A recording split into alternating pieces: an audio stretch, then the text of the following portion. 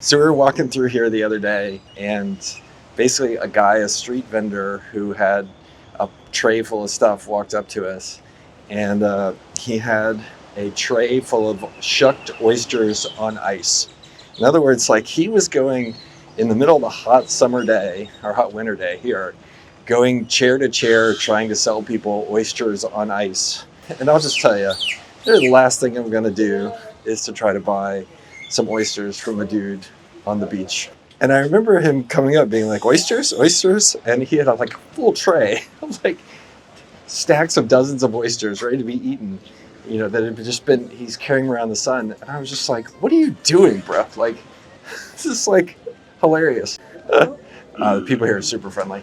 And as I looked at him, I was like, this is the opposite of product market fit.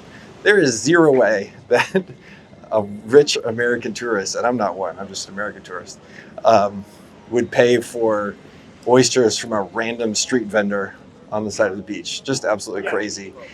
The opposite of product market fit when you think about it. This, however, is the opposite of finding this guy with the oysters, which is product market fit, which is people will pay up for a nice shade and a chair to enjoy the beach. They're here once in a lifetime, maybe, to sit in one of these chairs. And yeah, you can clean up when you're in a $10 chair for $50 a day. And look, everybody wins. These people are just willing to spend money because they're doing something that they'll never do again, probably. So why not make it the best you possibly can? This is Michael from like 12 hours later.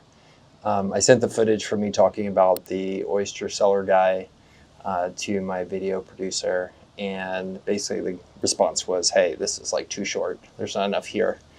Go see if you can find the oyster guy and like interview him. And so I was like, no, I'm not going to do that. But then my wife and I go back down and we go to lunch at a restaurant, and I see the oyster guy walk by. And I was like, there he is. And it was fascinating to watch him because he was wearing a shirt that said Mexican Viagra on it. And then so I texted my video producer, and he said, go interview him. And I was like, I'm not going to do that.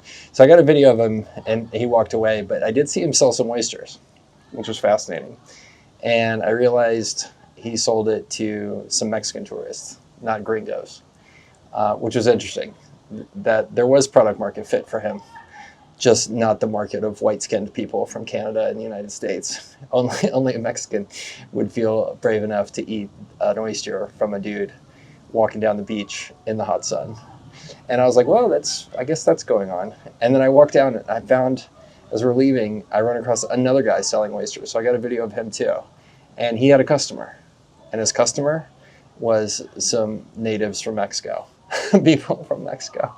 It was not gringos again. So anyway, long story short is, just because you're not the market, in which case, I was not, for the oysters in the hot sun guy, it turns out there often is a market for you. There is a market out there, and there's a good reason why a business exists. So anyway, enjoy the footage of it. I don't know if this is good or not, but it is what it is, and it was hilarious. Who wants to buy some oysters that have been sitting in the hot sun? Well, turns out there is somebody out there, just not me.